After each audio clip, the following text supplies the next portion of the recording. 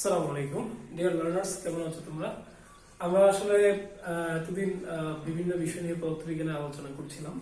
আজকে আমরা একটা বিষয় দেখার চেষ্টা করব। তার আগে নিশ্চয়ই রমজান মাস তোমরা সঠিকভাবে অর্থাৎ পূর্ণ দিনই অনুভূতি সহকারে রমজানের রোজাগুলো পালন করছো, সেজন্য তোমাদেরকে ধন্যবাদ জানাই।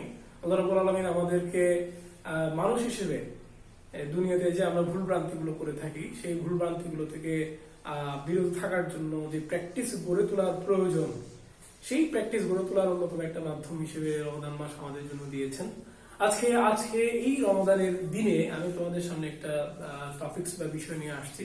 সেই বিষয়টা হচ্ছে পদার্থবিজ্ঞান ও বিশ্বাস। আমরা আজকে দেখার চেষ্টা করবো in the line of physics, আমাদের যে বিলিফ, অর্থাৎ আমরা যে বিশ্বাস করি, আমরা জানি কোরআনের সূরা জিলজালে বলা হচ্ছে যে ফামাইয়ামাল মিসকালা যারাতিন খায়রান ইয়ারা ওয়া মাইয়ামাল মিসকালা যারাতিন শাররান ইয়ারা। তো যে ব্যক্তি অনুপরিমাণ অসৎ কাজ করবে তাকে তার প্রতিদান দেওয়া হবে, অর্থাৎ তার শাস্তি দেওয়া হবে। আর যে ব্যক্তি অনুপরিমাণ সৎ কাজ করবে তাকে তার প্রতিদান দেওয়া হবে, অর্থাৎ তাকে জান্নাতে দাখিল করা হবে। অর্থাৎ আমরা বিশ্বাস করি একজন মুমিন যদি ভালো কাজ করেন আল্লাহ রাব্বুল আলামিন তাকে জান্নাত দিবেন, আর যদি খারাপ কাজ করেন তাকে জাহান্নাম দিবেন। এখন আমরা এই বিষয়টা একটু দেখার চেষ্টা করব যে পদার্থবিজ্ঞান আসলে কি বলে এই জান্নাত জাহান্নাম সম্পর্কে। তোমরা নিশ্চয়ই খুবই এক্সাইটেড এই বিষয়টা শোনার পরে যে আমি গাণিতিকভাবে জান্নাত জাহান্নাম যে এক্সিস্ট করে তার প্রমাণ দেওয়ার চেষ্টা করব। তোমরা যারা এখানে উপস্থিত তাদের মধ্যে তোমরা যদি ইন্টারমিডিয়েট পড়ুয়া হয়ে থাকো, অর্থাৎ ইন্টারমিডিয়েট সেকেন্ড ইয়ারে আধুনিক যে পদার্থবিজ্ঞান চ্যাপ্টারটা আছে, সেই আধুনিক পদার্থবিজ্ঞান চ্যাপ্টারে একটা টপিকস আছে, সেটা হচ্ছে টাইম ডাইলেশন বা সময়ের আপেক্ষিকতা। সময়ের আপেক্ষিকতা যারা পড়ে এসেছো তাদের কাছে আজকে এই লেকচারটা বুঝতে খুবই সহজ হবে। তবে যারা সময়ের আপেক্ষিকতা পড়ে আসোনি, যারা অ্যাটলিস্ট নবম দশম শ্রেণীতে পড়ে এসেছো, তারা আমার এই লেকচারটা আজকে বুঝতে পারবা। আমি এমন ভাবে বলার চেষ্টা করব। তবে এখানে তোমাদেরকে অবশ্যই একটু যুক্তির অবতারণা করতে হবে। সেটা হলো, ব্যাপারটা এমন নয় যে আজকে তোমাদেরকে আমি একদম হাত দিয়ে জান্নাত জাহান্নাম দেখা দিব। রাদার কিছু গাণিতিক সমীকরণ এবং জান্নাত জাহান্নামের যে বৈশিষ্ট্যগুলোর কথা বলা হচ্ছে সেগুলো অ্যাডজাস্ট করতে পারে কিনা সেটার একটা আইডিয়া দেওয়ার চেষ্টা করব। তাহলে প্রথমেই আসি জান্নাত জাহান্নাম সম্পর্কে আসলে কোরআন কি বলে। কোরআন বলতে চাচ্ছে জান্নাত জাহান্নাম হবে একটা অনন্তকালের ধারণা দেওয়া হচ্ছে এখানে, অর্থাৎ এখানে কোনো টাইম থাকবে না। আমরা যেমনটি সবকিছু উইথ রেসপেক্ট টু টাইম হিসাব করি, জান্নাত জাহান্নামের ক্ষেত্রে ব্যাপারটা ভিন্ন হবে। এখানে উইথ রেসপেক্ট টু টাইম থাকবে না, অর্থাৎ টাইমলেস জোন হবে এটা। তাহলে আমরা দেখবো যে আসলে টাইমলেস জোন তৈরি করা সম্ভব কিনা। এরপরে দ্বিতীয় ক্ষেত্রে আমরা দেখার চেষ্টা করব এই ধরনের টাইমলেস জোন আমাদের এই ইউনিভার্সে আসলেই থাকতে পারে কিনা। এই দুটো জিনিস আমরা আজকে এখানে দেখার চেষ্টা করব। প্রথমেই আসি, আমরা যে বলছি টাইমলেস জোনের কথা, সেই টাইমলেস জোন জিনিসটা বোঝার জন্য তোমাদেরকে টাইম ডাইলেশন সম্পর্কে আমি আজকে প্রাথমিক আইডিয়া দেওয়ার চেষ্টা করব। দেখি প্রথমে আসি আমরা টাইম ডাইলেশন বা সময়ের আপেক্ষিকতা কাকে বলে।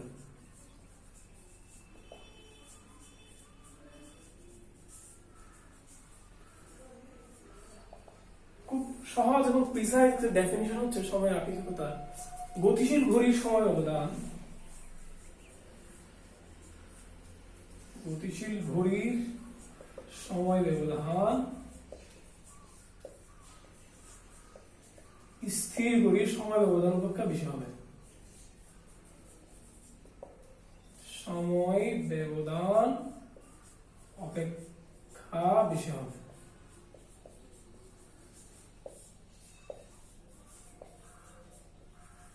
এই ব্যাপারটাকে, অর্থাৎ একে সময়ের আপেক্ষিকতা বা কাল দীর্ঘায়ন কেন বলছি? কারণ আমরা দেখতে পাচ্ছি গতিশীল ঘড়ির সময় ব্যবধানটা দীর্ঘ হচ্ছে। এখানে একটা স্থির ঘড়িতে যদি 1 ঘন্টা পার হয়, গতিশীল ঘড়িতে দেখা যাবে 10 মিনিট পার হয়েছে। অর্থাৎ গতিশীল ঘড়ির 10 minutes is longer than the 10 minutes of স্থির ঘড়ি। দ্যাটস ওয়াই আমরা বলতে পারি এটাকে আরেকটা নাম দিতে পারি কাল দীর্ঘায়ন।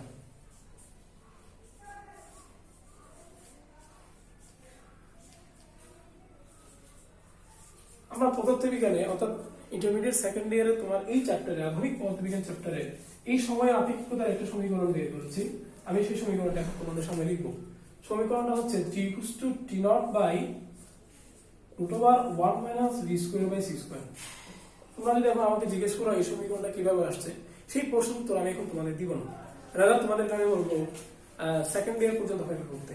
সেখানে আমরা তোমাদেরকে দেখাবো লরেন্টজ রূপান্তর সমীকরণ থেকে কিভাবে আমরা সময়ের আপেক্ষিকতার এই সমীকরণটা বের করতে পারি। তাহলে এখানে তোমরা একটু এখন বুঝে নাও কোন জিনিসটা কি আসলে। যেমন এখানে টি0 হচ্ছে গতিশীল ঘড়ির সময় ব্যবধান, টি0 হচ্ছে গতিশীল ঘড়ির সময় ব্যবধান,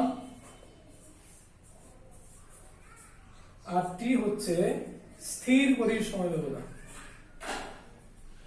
আর বি হচ্ছে আমরা যে নবযান বা স্পেসিফিক করে একটা বস্তু যাবে বা একটা নভোচারী যাবেন সেই নবযানের বেগের কথা বলছি আমরা বি। আমরা টাইম ডাইলেশন প্রমাণের ক্ষেত্রে আমরা দেখিয়েছিলাম এখানে আমরা দুইটা প্রসঙ্গানুগ বিবেচনা করেছিলাম, একটা ধরলাম এস, একটা এস প্রাইম। এই এস প্রাইম কাঠামোটা এই এস এর সাপেক্ষে ভি বেগে গতিশীল। অর্থাৎ ধরলাম আমি পৃথিবীতে বসে আছি, এখানে একজন মানুষ আর একজন মানুষ স্পেসিফিক করে অর্থাৎ নবযানে করে আলোর বেগের কাছাকাছি বেগে রওনা দিয়েছেন, এই বেগটাই হচ্ছে ভি। তাহলে এই বেগটাকে আমরা ভি দ্বারা প্রকাশ করছি। আর তাহলে আমি ভি লিখতে পারি, এখানে নবযানের বেগ লিখতে পারি, আর আমার সি হচ্ছে আমরা জানি আলোর বেগ। আলোর বেগের মান আমরা সবাই জানি 3 × 10⁸। আর পদার্থবিজ্ঞানে সময়ের আপেক্ষিকতায় এই সি বিবেচনা করতে গিয়ে আমরা জানি আইনস্টাইন সাহেব বলেছেন যে স্পেশাল থিওরি অফ রিলেটিভিটিতে দুটো অ্যাজাম্পশনের মধ্যে একটা হচ্ছে কোন বস্তুর বেগ আলোর বেগের চেয়ে বেশি হতে পারে। অর্থাৎ তিনি আলোর বেগকে ধ্রুবক এবং কনস্ট্যান্ট এবং পরম একটা মান হিসেবে বিবেচনা করেছেন। তাহলে আমরা এই আলোর বেগে যেতে পারে এই বিষয়টাকে বিবেচনা নিয়েই আগাবো। তাহলে আমরা এই সমীকরণটাকে আরেকটু দেখার চেষ্টা করি। যদি কোনো একটা বস্তু বা নবযান যদি আলোর বেগের কাছাকাছি বেগেই চলেন, অর্থাৎ তিনি যদি ভি সমান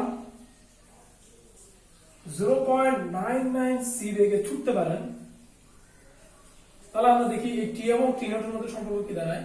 আমরা যদি ভাবে লিখি টি0/√1 minus 0.99 C whole square divided by C square. C square কাটা যাবে, এখান থেকে রাফলি ক্যালকুলেশন করলে যা আসে তা আমি একটু লেখার চেষ্টা করব, তোমরা প্রয়োজনে নিজেরা ক্যালকুলেটর দিয়ে এটা দেখার চেষ্টা করো। টি সমান দাঁড়াবে হচ্ছে টি0 × 7। এই সমীকরণটাকে আমরা পদার্থবিজ্ঞানের নতুন একটা বিস্ময়কর সমীকরণ বলে থাকি। সেটা কি রকম, এই টি0 সময় যদি 1 আওয়ার হয়ে থাকে তাহলে আমরা দেখতে পাচ্ছি 7 × 7 আওয়ার। অর্থাৎ গতিশীল নবযানে একজন ব্যক্তি যিনি আলোর বেগের কাছাকাছি বেগে ছুটছেন, তিনি যদি 1 আওয়ার সময় ব্যবধান পরিমাপ করেন, আর আমাদের এই পৃথিবীতে কোনো ব্যক্তি সেই সময়টা পরিমাপ করবেন 7 আওয়ার। বিষয়টা খুবই অ্যামেজিং মনে হয় তোমাদের কাছে। তোমরা ছোটবেলায় এতদিন যাবত পড়ে এসেছো যে সময় হচ্ছে কনস্ট্যান্ট, ধ্রুবক। কিন্তু আমরা এখানে আধুনিক পদার্থবিজ্ঞান বলতে যাচ্ছে time is no longer constant, rather this is now a variable. এটা চেঞ্জ হয়, সেটা আমরা আরেকটু আগে। যেমন আমি যদি এখন বলি, এই যে আমি বললাম নবযানটা আলোর বেগের কাছাকাছি বেগে ছুটছে, যদি নবযানটা আলোর বেগেই ছুটে, অর্থাৎ যদি ভি সমান যদি সি হয়, তবে কি দাঁড়াবে? তবে আমরা দেখতে পাচ্ছি টি সমান টি0 × √1 minus C square by C square, যা সমান দাঁড়াবে টি0 = 0। অর্থাৎ কোনো ব্যক্তি যদি, অর্থাৎ যে নবযানের কথা আমরা বলছি তা যদি আলোর বেগেই ছুটে, তাহলে সেই নবযানের কোন ব্যক্তি তার ঘড়িতে সময় ব্যবধান পরিমাপ করবেন 0। অর্থাৎ সকাল 10টায় যদি নবযানটা এখান থেকে রওনা দেয়, আর পৃথিবীর হিসাবে যদি 500 বছর পরে ঘুরে আসে নবযানটা, তাহলে নবযানের ব্যক্তির কাছে মনে হবে কোনো সময় পার হয়নি, কিন্তু পৃথিবীতে 500 বছর অতিক্রান্ত হয়ে গিয়েছে। অর্থাৎ পৃথিবীতে যে ব্যক্তি বসে আছেন তিনি তো মারা গেছেনই, তার ছেলে মারা গেছে, তার নাতি মারা গেছে, তার পুতি মারা গেছে, এভাবে কয়েকটা জেনারেশন পার হয়ে চলে গেছে, দুনিয়াতে একটা বিশাল চেঞ্জ হয়ে গেছে, কিন্তু ওই নবযানের ব্যক্তি দেখবে কোনো টাইম পার হয়নি। আমি সেই সময়ের কথাই বলছি, সেই অবস্থার কথাই বলছি এখানে। তাহলে আমরা বলতে পারি কোন বস্তু যদি আলোর বেগে ছুটে বা কোন নবযান যদি আলোর বেগে ছুটে, সেই নবযানে আর টাইম থাকে না। অর্থাৎ টাইম সেখানে কি হয়ে যায়, মানে ধ্রুবক হয়ে যায়, মানে টাইমলেস জোন হয়ে যায়। যেমন আমার পৃথিবী, এই পৃথিবী এখন যে বেগে ছুটছে সেটা যদি আলোর বেগে ছুটে, তাহলে আমার কাছে মনে হবে এখানে কোনো টাইম পার হয়নি। আমরা একটু আমাদের সোলার সিস্টেম দিয়ে দেখার চেষ্টা করি আমাদের সোলার সিস্টেম আসলে কি অবস্থা হচ্ছে। আমাদের সোলার সিস্টেমে সেন্টারে আছে আমাদের সান, এরপর হচ্ছে বুধ, এরপর হচ্ছে শুক্র, এরপর হচ্ছে পৃথিবী, এরপর আরো যে গ্রহগুলো আছে।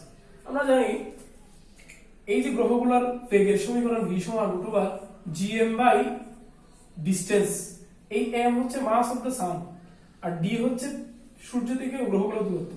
তাহলে আমি বুধের ক্ষেত্রে যত দূরত্ব, শুক্রের ক্ষেত্রে আরো বেশি হবে এবং পৃথিবীর ক্ষেত্রে আরো বেশি হবে। অর্থাৎ সোলার সিস্টেম থেকে ওই গ্রহগুলোর দূরত্ব যত বাড়বে ওই গ্রহগুলোর বেগ তত কমবে। এই সমীকরণ আমাদের বলতেছে। এখানে জি এবং এম ধ্রুবক আমরা জানি।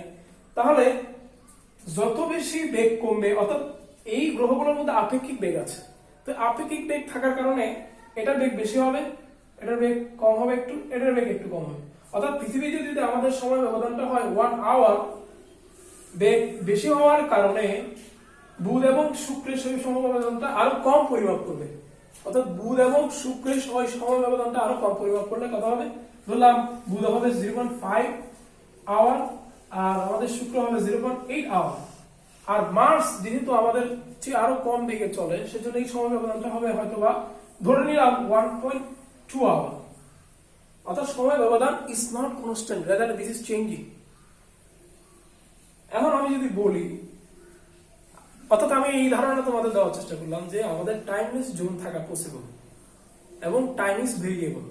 এখন আমরা জানার চেষ্টা করবো আসলে এই ধরনের কোন স্পেস আমাদের ইউনিভার্সে এক্সিস্ট করতে পারে কিনা। করতে পারলে তোমরা আমার সাথে নিশ্চয়ই এগ্রি করবা যে আসলে জান্নাত জাহান্নাম থাকতে পারে।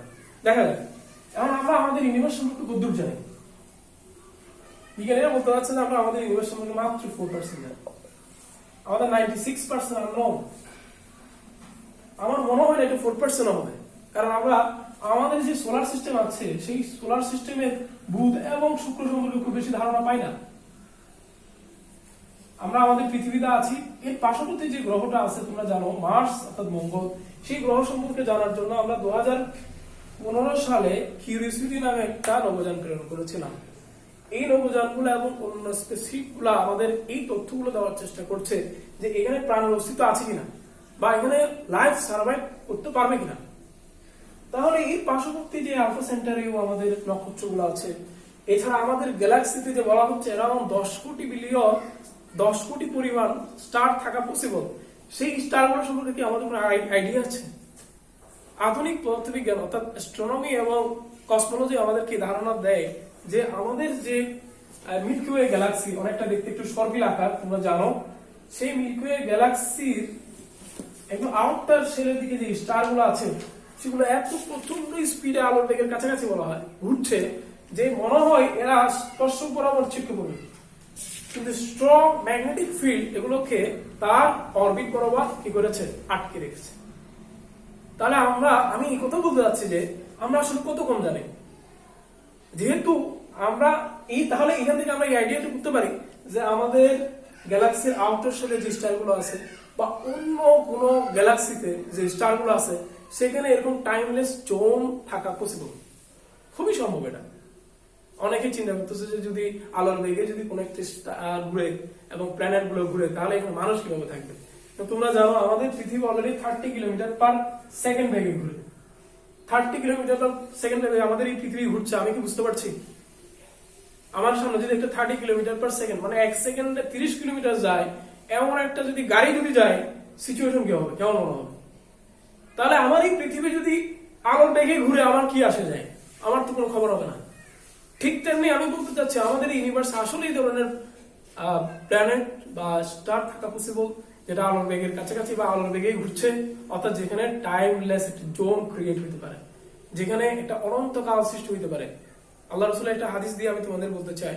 আল্লাহ রসুলকে এক বৃদ্ধা এসে বললেন যে আমার জন্য একটু দোয়া করেন যাতে আমি জান্নাতে যেতে পারি। কিন্তু আল্লাহ রসুল ওই বৃদ্ধাকে বললেন, একটু দুষ্টুমি করে বললেন, দেখেন কোনো বৃদ্ধা তো আসলে জান্নাতে যেতে পারবে না। তার ওই বৃদ্ধা যখন মন খারাপ করলেন তাকে জানানো হলো যে আসলে কোনো বৃদ্ধা বা বৃদ্ধকে জান্নাতে প্রবেশ করানো হবে না, কিন্তু সকল বৃদ্ধা এবং বৃদ্ধকে যুবক যুবতী বানিয়ে জান্নাতে প্রবেশ করা হবে এবং সেখানে তারা অনন্তকাল ধরে বছরের পর বছর এভাবে যুবক যুবতী থাকবে। অর্থাৎ এখানে যে ইউনিভার্সের বা যে একটা প্ল্যানেট বা যে স্থানের আইডিয়া দেওয়া হচ্ছে সেখানে কোনো কি থাকবে না, টাইম থাকবে না, অর্থাৎ একটা টাইমলেস জোন থাকবে। যেহেতু একটা টাইমলেস জোন আসলেই পদার্থবিজ্ঞান বলতে হচ্ছে ক্রিয়েট করা পসিবল, তাহলে আমি তো বলতে পারি জান্নাত জাহান্নাম আসলে এক্সিস্ট করা পসিবল। এবং আমরা যেহেতু এত কম জানি, যেহেতু আধুনিক পদার্থবিজ্ঞান এ ধরনের জায়গা থাকতে পারে কি পারে না তা এখনো ভুল প্রমাণ করতে পারে নাই। এবং বলা হয় আধুনিক পদার্থবিজ্ঞানের সাহায্যে কোরআন এবং হাদিসের অ্যারাউন্ড 80% এ ধরনের যে টপিকস গুলো আছে এগুলো সত্য প্রমাণিত হয়েছে। 20% এখনো প্রমাণিত হয় নাই, কিন্তু ভুল প্রমাণিত হয় নাই। তাহলে যুক্তির খাতিরে আমি এটা বলতে পারি আধুনিক পদার্থবিজ্ঞান যদি আরো ডেভেলপ করে সামনের দিকে আগায়, তাহলে যে 20% এখনো প্রমাণ করতে পারে নাই সেগুলো সত্য প্রমাণ করবে, কারণ যেহেতু এখন 1% ভুল প্রমাণ করতে পারে নাই। তাহলে এই যে আধুনিক পদার্থবিজ্ঞানের টাইম ডাইলেশন যে আইডিয়াটা আমরা পাচ্ছি, তার সাহায্যে আমি একদম খুব সার্টেনিটি দিয়ে বলতে পারি যে জান্নাত জাহান্নাম আসলেই এক্সিস্ট করা possible. Now it's your understanding, তুমি কি করবে না করবে। আমি আসছি আরো পরবর্তীতে পদার্থবিজ্ঞানের মজার মজার টপিকস গুলো নিয়ে, যেগুলো আমাদের বিশ্বাসকে দৃঢ় করে। ততক্ষণ পর্যন্ত আল্লাহ হাফেজ।